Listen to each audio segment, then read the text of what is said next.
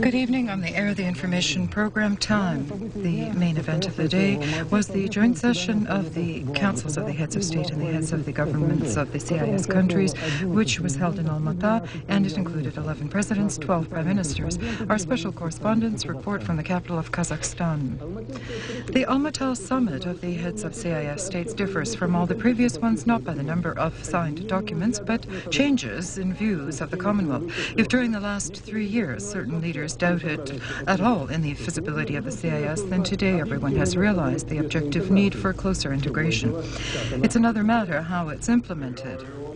There are many agreements on cooperation, but realization or yield is not evident. For cardinal changes in the situation, participants of the meeting on levels of heads of states and the government levels as well adopted several documents which are intended to create the legal basis of an economic union for the CIS. An agreement was signed with Russia and Kazakhstan on a common customs expanse when realistically we are removing customs barriers and the movement of goods begins. I attribute more significance to this. However, in discussing such current issues as collective security and the protection of external borders, divergences in opinion surfaced. If the delegation of Turkmenistan, Azerbaijan and Ukraine expressed a concern in this regard of possible infringement on their independence, Georgia has its own problems in that area.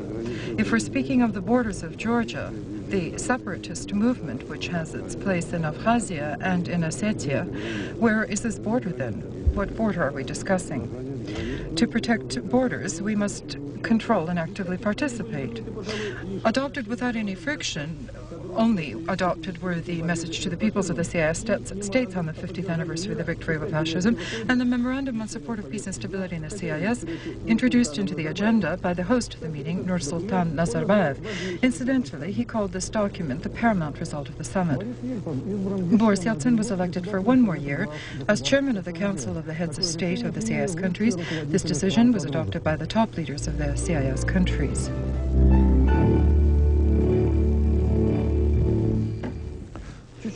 In Chechnya, as the press service of the government of Russia reported, of the 11 administrative regions of the Republic, the federal authorities are in full control in only 2, the Natsirich and the Norilsk region. To the liberated territories, 170 refugees have returned. Combat operations in Chechnya continued even today, but were not so large-scale as previously. Resisting the federal forces now are only small and scattered groups of gunmen. According to yet unverified data, the Dudaev headquarters has relocated to the city Argun, 20 kilometers from Grozny, but he is no longer capable of truly commanding his armed groups. The populated points, which through the mouths of their elders have declared the absence of gunmen there, are not even entered by army contingents so as not to escalate the situation unnecessarily. Invite any commission here and they won't find any single gunman, but if they do begin to do this, then we truly all will become gunmen. We'll find weapons. We'll buy the weapons, and those same soldiers, their soldiers, for money and currency, will sell us those weapons. In Grozny and suburbs, restorational work is underway. The water reservoir system is being repaired, personnel are being selected for the bread factories and cafeterias. A building has been selected to house the interim government of the national rebirth of Chechnya. Returning to Grozny are its indigenous residents as well. For them, the Ministry of Emergency Situations has allocated several trucks. Parallel with this, Interfax reported news that somewhere in the Republic, the precise location nor date are not known, Zahar Dudaev held a Congress of Chechen people which had decided to continue the battle until such time that the Russian military leadership will sit at a dialogue table with them. At the Congress, Dudaev awarded his combat chiefs with orders, and on the 4 insurrectionists who died, he posthumously bestowed the title of Hero of Chechnya. A witness to this secret ritual was only one Japanese journalist. Interesting. Why? Today, to the Russian Ministry of Foreign Affairs, the ambassador of the Estonian Republic in Moscow was invited, where he was delivered a protest in connection with the discussions in the State Assembly of Estonia of a declaration to execute the right of the Chechen people for self-definition. The ambassador was told that in Moscow this document, which contains specifically recommendations to recognize the Chechen Republic in Czechia as soon as possible, is viewed as an open interference in the internal affairs of the Russian Federation. It's emphasized that Thailand's continuation of anti-Russian actions will most seriously affect Russian-Estonian relations. Our special correspondents in Chechnya, Nikolai Shabalkov and Rudolf Ushanov, reported today on the situation in Grozny. Formally, the military phase of the operation on disarming the unlawful formations has been completed. But in actual fact, in Grozny, especially in its southeasterly part, as previously, shell explosions are heard as well as mines, and grenades are being launched and automatic rounds continue. Although recently the gunmen have dramatically decreased their activities, but at night they attack Russian posts, either toss grenades or even open fire. How many snipers are there in the city? Everywhere lately they've switched over to the appearance of civilian population. They shoot not from windows but from deep within rooms to cover up the flashes of shots. And so this is how the gunmen maintain the tension here. Through the joint efforts of the armed forces and the OMON units, the city blocks are being cleared of the gunmen. Tank divisions are no longer involved in the operation. They're preparing to withdraw their technology from the city. They're just waiting for an order. The Marine Infantry and the Motor Artillery subdivisions will also withdraw, but a little later. According to the soldiers and officers, resistance to federal forces is being demonstrated by small scattered groups of Chechen gunmen and Afghanistani Mujaheds. But yet they too are gradually leaving the city. This group was disarmed by Marine Infantry in one of the suburbs of the city. The group was headed toward Gudarmes. This morning, the internal forces are being replaced at their block posts, and as soon as the operation is completed, the federal forces will leave Grozny. The establishment of order will fall on the soldiers of the militia. The Russian forces are completely now in control of the city of Grozny. And what's next? Initially, first withdrawal of forces from the city. Internal affairs forces must occupy our positions to control the situation in the city of Grozny. We evidently will be replenished, regrouped, supplemented with material means, and wait for further orders from the government and the command, to whom we are in subordination. Acquainting himself with the course of work to restore the national domestic industrial objects of Chechnya was the head of the Russian Ministry of Emergency Situations, Sergei Shoigu, who arrived in Grozny today. As the agency RIA reports, he's planning to conduct several meetings here with representatives of local administration and directors of business objects. The employees of the Ministry of Emergency Situations continue to work on restoring the life-sustaining systems in Grozny destroyed by the war. Already, workers and service personnel are being selected for the repaired bread factories and the cafeteria in the industrial and Leninsky district. Through the joint efforts of the federal service and local specialists, gas communications are being restored. Rescue workers are engaged in clearing the rubble, searching for injured and killed people. The delivery to the city and distribution of humanitarian aid continues. Overall, during the period of the conflict, delivered to the region was more than 300,000 tons of aid. On a 24-hour basis, the hospital is open, the center of medical catastrophes, where the civil population can receive truly qualified assistance. Here, the fourth baby has been delivered. 140 people who have wished to return to Grozny were transported from the town, Tolstoy Yurt, on convoys of vehicles of the Ministry of Emergency Situations. My apartment didn't burn down, thank God. It was left as I left it. Everything is turned over, but my mood is all right. How are your grandmothers? My grandmothers are fine. I brought them money, fed them, gave them drink, and promised to bring them bread. How long have they seen bread? Since the 31st. They're sitting in a basement. When they saw the Russian forces, they almost fainted from joy because finally all of this will end. In the next days, the organs of territorial control of all the ministries involved in liquidating the repercussions of the Chechen conflict will be relocated to Tolstoy Yurt. The Ministry of Social Security of Russia is paying out pensions to 90,000 residents of Chechnya and refugees from that republic. As Interfax reports, pension is being received currently by 52% of pensioners who were previously registered in Chechnya. Payments are being made in Chechnya and in other areas of concentration of refugees. A planned replacement of one of the regiments of the Marine Infantry of the Pacific Fleet has begun with contingents of the Ministry of Internal Affairs at positions within Grozny, and their withdrawal withdrawal to take leave. As Interfox was told in the press service of the Pacific Fleet units have completed their mission. The overall losses among the Marine infantry during the time in Chechnya is 12 casualties and around 60 injured. Units and subdivisions of the Corps, which is commanded by the Lieutenant General Lev Rokhlin, are preparing to withdraw from Chechnya. Today, the loading of combat technology into echelons began. Intertas was told in the Ground Forces Press Center. It's predicted that the echelons with the troops and technology will be headed for the site of the Corps' permanent stationing in Volgograd tomorrow, that is Saturday. The Volgograd District Administration warmly greeted a group of military personnel who returned from Chechnya and who were treated for injuries. All of them were awarded by the Russian authorities with combat orders and medals. 11 have received commendation, the first representatives of the 8th Guard Corps, which was fated to begin the combat operation in Chechnya 2 months ago. The rest are waiting to be awarded when the Corps returns home to Volgograd. But what these fellows had to endure, one can imagine from the recent words of their combat commander, the Lieutenant General Rokhlin, who called the war in Afghanistan, compared to the events in Chechnya, an easy stroll. Time will pass. Maybe more time will have to pass. And maybe again they will say, as they did about Afghanistan, that it was unjust. And I won't judge whether it's right or wrong.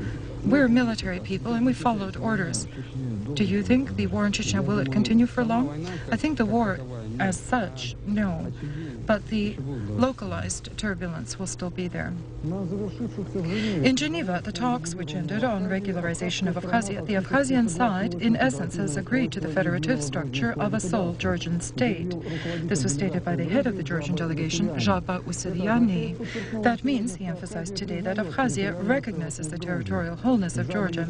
Jaba Usylyani noted at the same time that in Geneva there were no documents signed. According to Interfox, among the reasons for this, he called the Abkhazia's lack of preparation to accept Georgia's demand to create a sole army, which will include Abkhazian units, and also to introduce Georgian national currency on the territory of Abkhazia.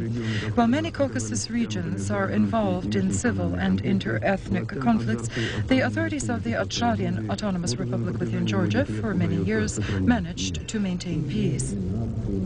Here we have no nationalities, ethnic groups or nations. Here, everyone belongs and is at home. In Adjara, Russian, Armenian, and Ukrainian schools were not closed down. They didn't demand only to speak and read and write Georgian, and don't consider Russian soldiers to be occupiers. According to Vladimir Gadyshev, the commander of the 12th military base, during the entire time our soldiers have been here, there were no conflicts with the local population. On the contrary, residents of the villages help Russian border troops, bringing them food. In Adjara, there's no conflict on religious matters either. Here, there's peaceful coexistence of Muslims and Christians, representing almost 80 nationalities. A lesson in the Batumi Orthodox Christian High School in the name of St. Andrew I called, the only such academic institution in Georgia. It's not compulsory for graduates to become priests. The main thing is, in the words of the assistant rector, Severian Klachadze, they will receive spiritual moral guidance for their entire lives. The boys and girls, together with theology, study philosophy, foreign languages, and specific sciences. This is the Orthodox Cathedral in the center of the capital of Adjara, the doors of which are always open and for everyone. We lit candles here as well for the peace and calm of this autonomous republic. Another 16th session of the Federative Council ended prematurely today. That was because of an absence of quorum at the evening session. The deputies couldn't adopt a decision on the course for implementing previous resolutions of the Federative Council on the situation in Chechnya, and also to examine questions of massive violations of human rights and the deaths of peaceful people in the Ingushetian Republic. But an inquiry was submitted to the Constitutional Court about the constitutionality of the decrees of the President on the situation in Chechnya. Congratulating the chairman of the Federative Council, Vladimir Shumenko, on his 50th birthday today, the deputies, in his absence, presented a surprise. They voted to increase the minimum salary up to 54,100 rubles, despite the decision of the Conciliatory Commission and yesterday's bout of voting. Of course, it's realistic to raise it by 10 times. Inflation will eat it all. We must resolve the global issue to bring it into line with the minimum subsistence level. This was the perspective agreed on today with the government and was under question. Proposals were heard to limit themselves decisions only with concern to support the needy. As Galina Karelova noted, the budget could withstand this.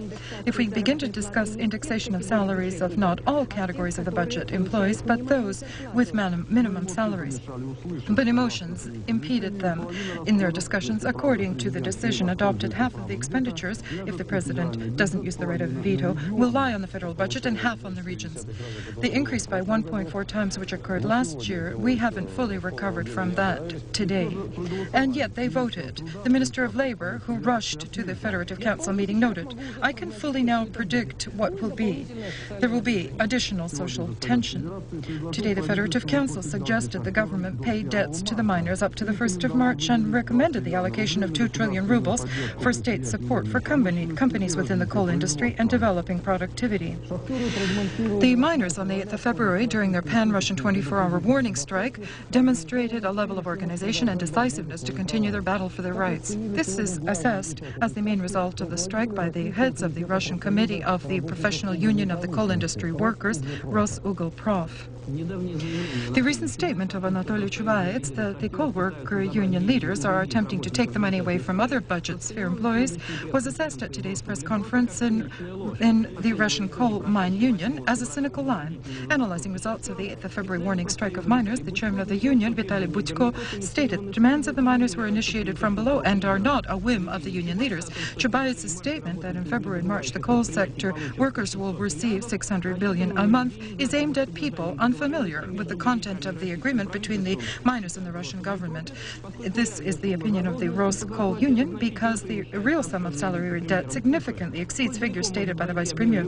How far the exchange of niceties between the two sides of the conflict could go is still not clear, and although many experts feel the schedule to liquidate the debts to the miners is very realistic, however, judging from the decisiveness of the representatives of the mining collective to achieve full satisfaction of their demands, that means payment of all mining funds, for compromise very little time is left. Otherwise, on the 1st of March, again we will see the striking masses of those people who daily swallow coal dust.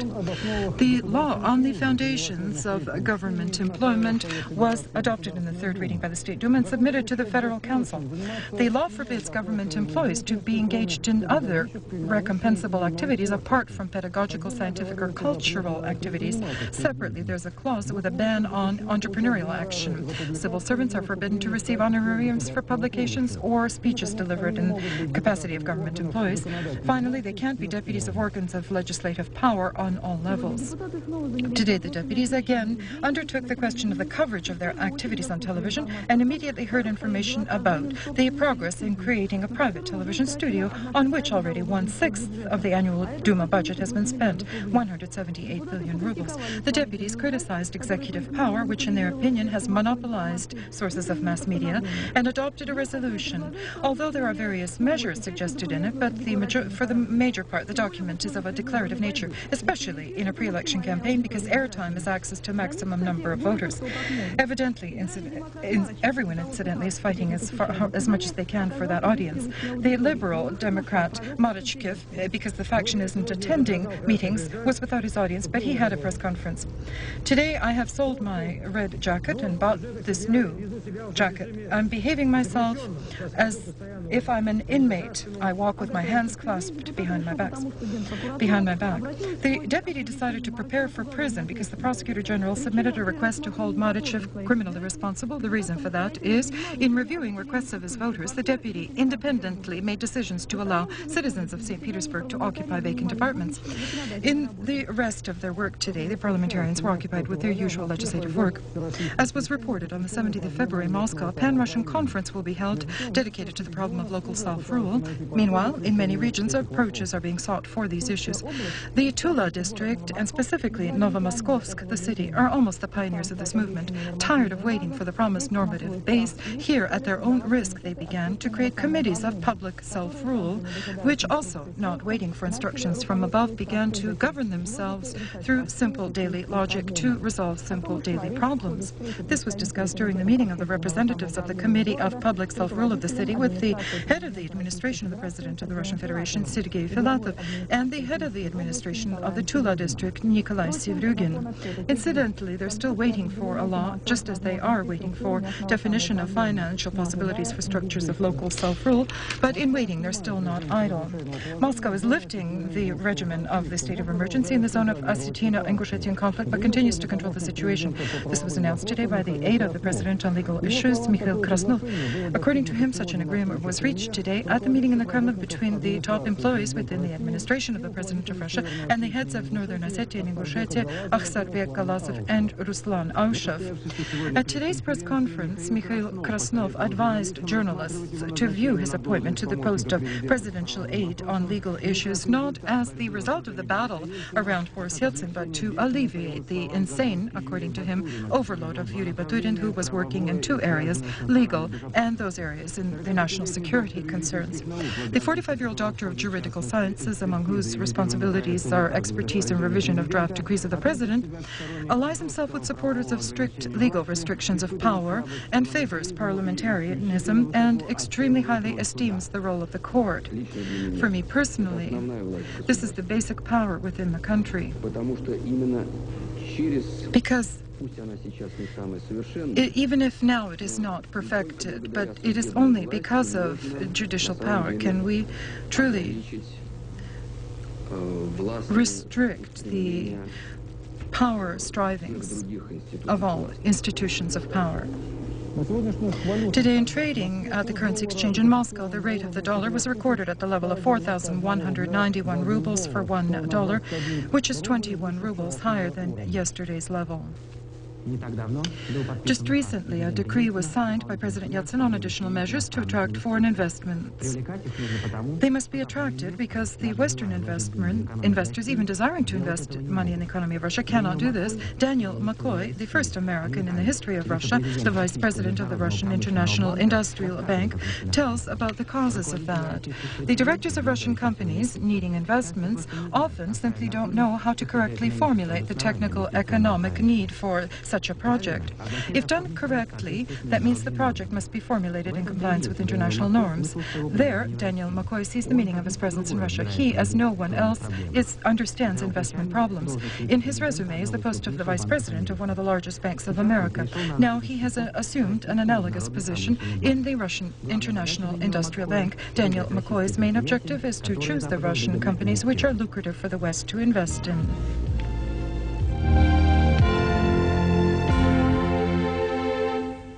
The troops of the Bosnian and Krajina Serbs continue their aggression on Muslim positions near the enclave Bihać. Hence, the ceasefire of 4 months in Bonn was observed for only 17 days. The resumption of combat was provocated by the Muslim forces. This was stated by a representative of the UN forces.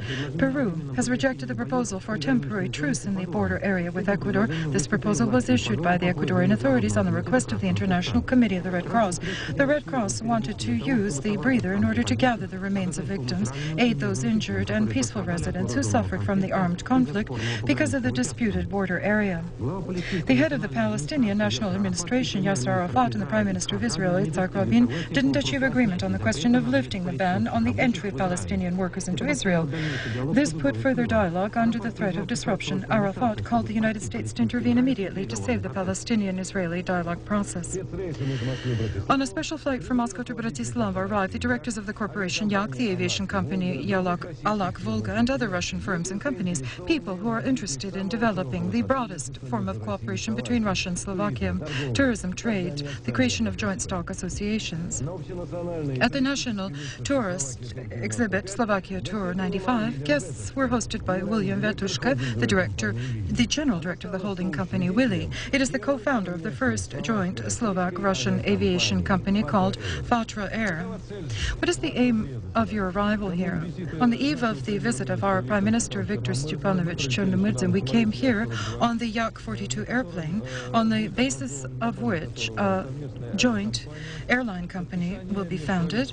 The signing of intergovernmental agreements on the plane Yak-130 with the engine DV2 of Russian-Slovak manufacture. Our firm annually hosts almost 12,000 tourists from Russia, and in order to serve them better, we have decided, together with our partners from Russia, to establish a joint airline.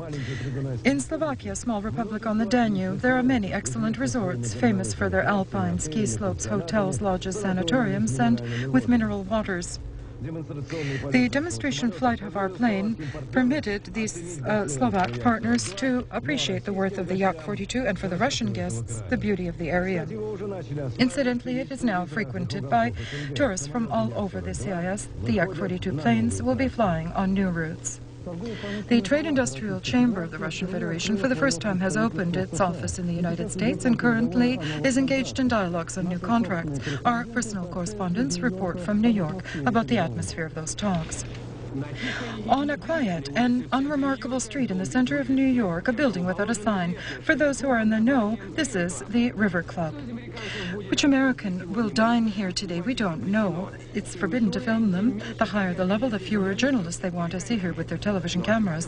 But we can guess. The presidents of the largest companies, people who in many ways define the paths of billions of dollars in investments, those who know what to invest in.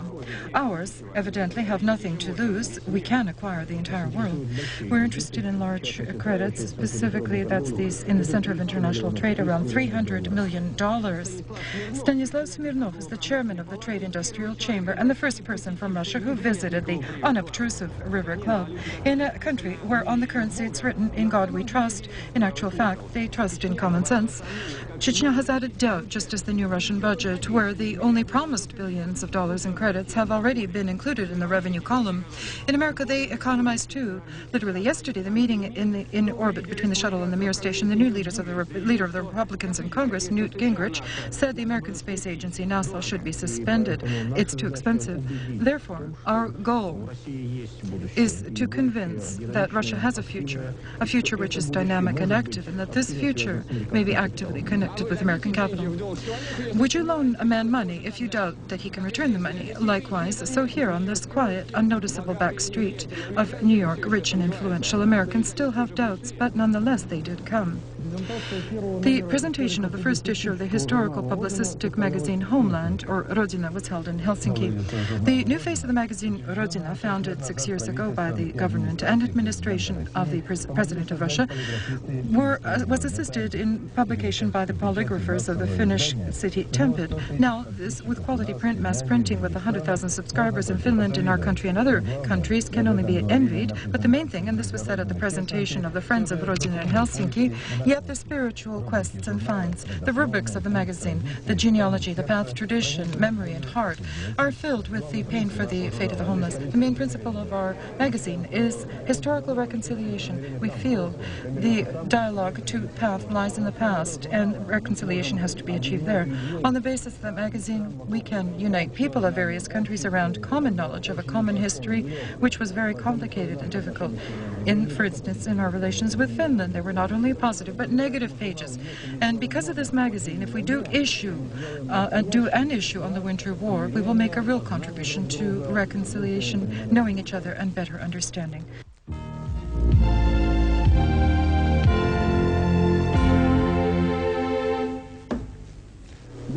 The 10th of February is a special day for Russian poetry and for Russian culture overall. Today we celebrate the 158th anniversary since the death of Pushkin and the 105th since the birthday of Pasternak.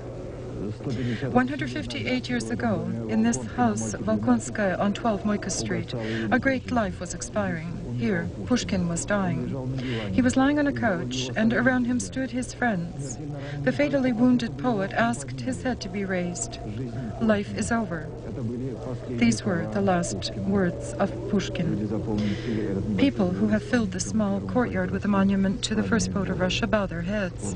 The mournful moment of silence. Each remembers something of his own, because for each of us there is a personal Pushkin. The fatal shot, which rang out on Black River, until now echoes with pain in each Russian heart. It was not jealousy that prompted Pushkin to go to the duel. The poet defended his honor, dignity, and liberty. Out of respect for these holy notions, not a single generation can confirm itself. The main lesson of Pushkin's poetry is that. Are the current generations worthy students of the first poet of Russia who, in his art and in his life, continued to fight for personal freedom in an enlightened country, a country which is ruled by wise law? Pushkin is the patriarch of our literature and of our poetry. The 20th century responded to Pushkin with Pasternak. Boris Leonidovich Pasternak was born the 10th of February, 1890, in this ancient house called the beginning of the century. At this quarter of old Moscow, the roads and alleys, he made the scenario for the first chapters of his novel, Dr. Zhivago, which brought him so much joy and so much grief. Unfortunately, we didn't preserve Pushkin's house or Lermontov's, Tsvetaeva's, but we do have Pasternak's house. And his Mikhailovsky estate was the suburban Moscow village Peredelkino. Here's the tomb of Boris Pasternak, where all year round live flowers are brought. Today is the day of his birthday. And for the celebration not announced anywhere, those have come here who knew, remembered, and loved Pasternak, guests from all Russia and Georgia, which he praised so highly. They came into the house where he lived for more than 20 years and created the best of all he'd ever written. That's what he thought. Here he completed the God-ordained novel, Dr. Zhivago. In Peredelkino, on the 23rd of October, 1958, he learned that he has been selected to receive the Nobel Prize. Pasternak acquires world fame, which turns into cruel persecution. Pasternak used to say that to defend oneself from oppression and violence, reigning barbarism, one can only do so by preserving inner honor. The only thing which we have in our power is to not distort the voice of life which resounds in us. Up to the end of the program, you will be offered the report on the press conference on the results of the joint summit of the heads of states and governments of the CIS in Almaty. With this, I bid you farewell, and in a few seconds, Konstantin Vybornov awaits you with the sports news. All the best.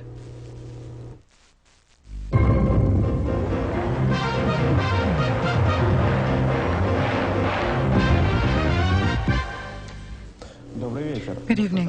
In Stockholm at the Globen Cup, which has started, the Russian team in the first match tied the Czech team 4-4. In another group, the hosts of the tournament, the Swedes, beat the Canadians 7-4. In the International Hockey League today, there was one match played in the Eastern Zone. Avant-Garde beat Strait 13-1. At the track and field tournament in Madrid, the Muscovite Irina Privalova set a new world record for indoor competitions at the 50-meter distance. Her result is 5.96 seconds.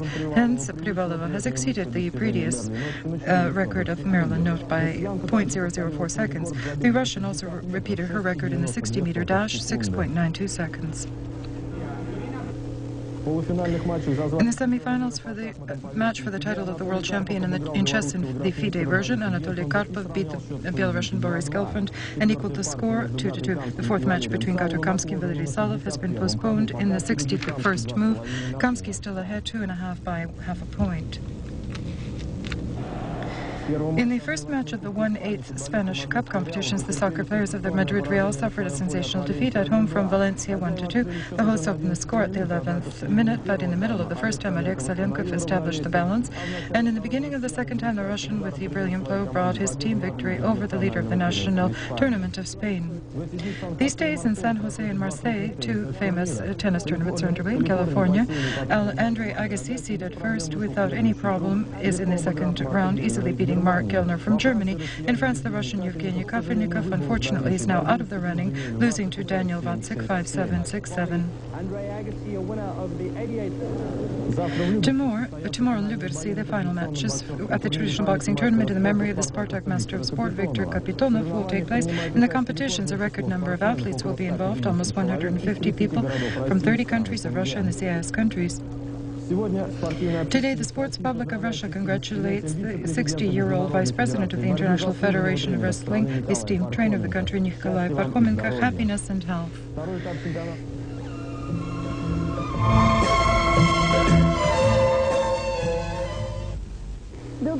Good evening. About the weather. The Kolda Peninsula, the Arkhangelsk district, and Karelia tomorrow will be, as previously, in an area of a cyclone. Here it will be partly cloudy with some patches of snow. Temperatures on the Kolda Peninsula -10 to 15. In Karelia and the Arkhangelsk district, -6 to 9 degrees. As previously, it's cloudy in the Nenetsk Autonomous District, in the Komi Republic, and Volgovyatsk area, -5 to 10 degrees. In the northwestern area of Belarus, the Baltic states, there will be no precipitation expected during the day, -1 to 4. Residents of the central and central Chernozem area Saturday will see some sunny weather with quite cool temperatures, -1 to 4. On the central and lower Volga in the Krasnodar, Stavropol, Rim areas, in the zone of an atmospheric front, it's cloudy with temperatures 0 to +5. On the central Volga, -1 to 5. In the Rostov district, cloudy with snow and blizzard during the day around 0. On the Black Sea coast, variably cloudy skies with some light rain, temperatures near Sochi +9 to 11 degrees. In Ingushetia, Northern Ossetia, the Chechen Republic, and Dagestan, cloudy with rain and in the morning fogs, during the day +2 to 5. In the countries beyond the Caucasus, partly cloudy, no precipitation. Georgia, Azerbaijan +8 to 10. In Armenia +4 to 6. In Ukraine and Moldova, in an area of high atmospheric pressure, partly cloudy skies, temperatures from 0 to -5. In Moldova and in the south of Ukraine +2 to 7 degrees. In St. Petersburg tomorrow, variably cloudy skies with some patches of light snow, temperatures from -3 to 5. In the capital, also variably cloudy skies, at night -7 to 9. Throughout the district down to -12 during the day, -1 to 3. The forecast was compiled on the data of the Oceanic Meteorological Center of Russia. I wish you a pleasant rest on the weekend. Goodbye.